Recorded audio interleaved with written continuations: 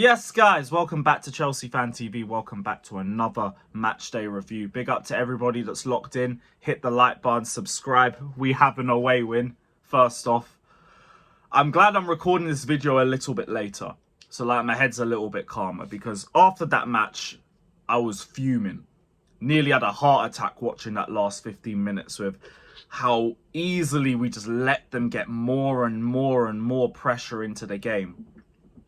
But we did enough to win. Big up to the attackers, because for all the criticism that we've given this attack, they've realistically saved Pochettino and they've realistically saved Chelsea today. Cole Palmer, unbelievable. Have to be building the team around this guy. 2 goals and an assist. Obviously, the first goal was given to him on a silver play. It is what it is. The second goal, though, that is just tech. That is just technique and nothing more. Composure as well. 10-10, as we've already known from him. And now, I think he's our second highest goal scorer.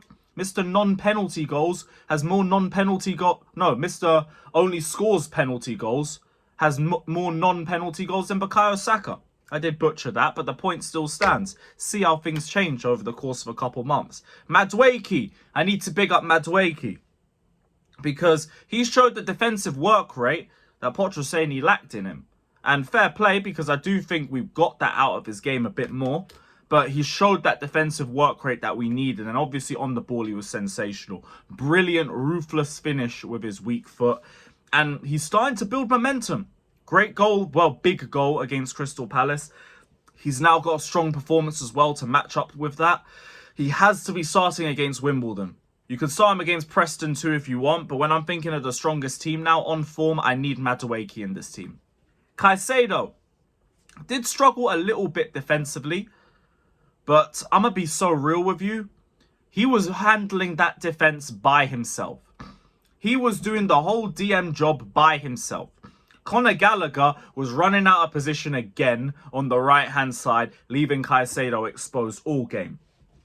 So I'm not giving Caicedo any criticism. If he struggled in any aspects of play, he did it because he was isolated. Isolated half the time. Because Gallagher yet again did his road running session. And by the way, again, another game of Gallagher just passing backwards all the time. But I'm going to say I have an agenda. So we won. And I'm just going to leave it. But again, I don't care if this guy leaves in January. I swear.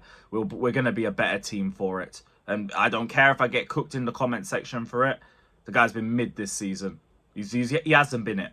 He hasn't been it. There's been improvement, but there's been so many other performances where he has been not the best. And I could say the same thing for the entire midfield. But because he doesn't have a 100 million price tag on his head, he's going to have lower expectations. I'm not here for that. They've all been underwhelming, but Gallagher is included in that. My player of the season is either Cole Palmer, Malo Gusto, or you scrap the entire awards ceremony.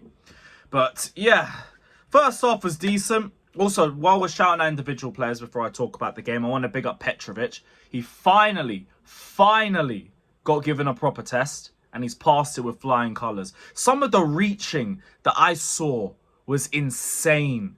Like, realistically, we should have at least drawn that game, if not lost. And Petrovic 3 times came out to save us brilliantly. The one thing I liked about his play as well, his decision-making is smart. He knows when to play out the back. He knows when we shouldn't be holding onto the ball for too long and hoofing it. When Sanchez is fit, Sanchez is staying on the bench, in my opinion. It has to be Petrovic being given those opportunities. But big up to Petrovic, Caicedo, big up to Madueke, big up to Cole Palmer. Jackson for the assist for the second goal. Beautiful, beautiful. And that's what we want to be seeing more from him. It's going to be his last appearance before AFCON. It was good to see. It was good to see.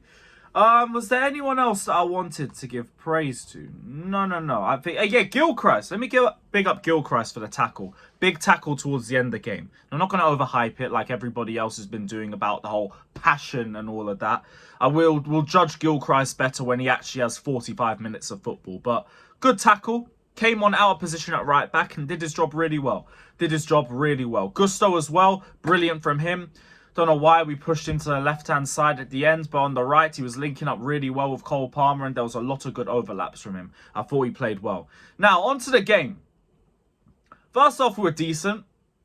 We got gifted a very easy goal. After that, it got a little bit slow and a bit sloppy in possession. And it wasn't really great, but Luton weren't really threatening us too much. And then after that, Badwaki scored his banger, and you're 2-0 up. You're not going to be too annoyed about the situation and everything like that when it's 2-0. But it wasn't brilliant. It wasn't brilliant. And the second half, things just got worse and worse. We went back to defending and pushing the line back a little bit deeper. Struggled to get control in the final third as a result. And Poch's just game management fucking stinks. It absolutely fucking stinks. We always come out in the second half slower. We come out easier to play against. We always do this thing where we tuck in the fullbacks and we give in so much space on the wings. They're just allowed to put cross after cross after cross into the box. And we struggled marking and defending these crosses. Yet again, we concede another goal from a corner, by the way. I think the second goal came from another cross too. We bring on Nkuku to be a target man and hoof the ball up to him. I don't get the point of that. We bring on Enzo in the 10 position. Again. We have Luton making 36 crosses against us, but we decide we're not going to try and pack out the wings. Instead, we're going to give them more room to manoeuvre with on the wings. I just don't get it. I don't get it. But thankfully, we got through. We got through. The attack saves Poch's arse today, in all honesty. Because it's yet another second half where we come back looking like crap. And the substitutions don't really help us. And why do we always do this thing where when we concede a goal, we just show our ass? We show our ass all the time. I don't understand it, but at least we won. At least we end the new year with back-to-back wins. There is positives to take from that. I guess momentum is building within the team. It's still not really anything in terms of performance that we haven't already seen. It's just, wow, there was some brilliant individual performances from the likes of Cole Palmer, from the likes of Petrovic, from the likes of Caicedo that saved the game for us. That's the way I see this. It was more individuals, if anything. Silva had some good blocks in the first half. Second half, though, the marking was just atrocious. Atrocious from him and Disasi marking crosses and corners. It wasn't good, but take the win. We move to Preston. We should be winning that game too.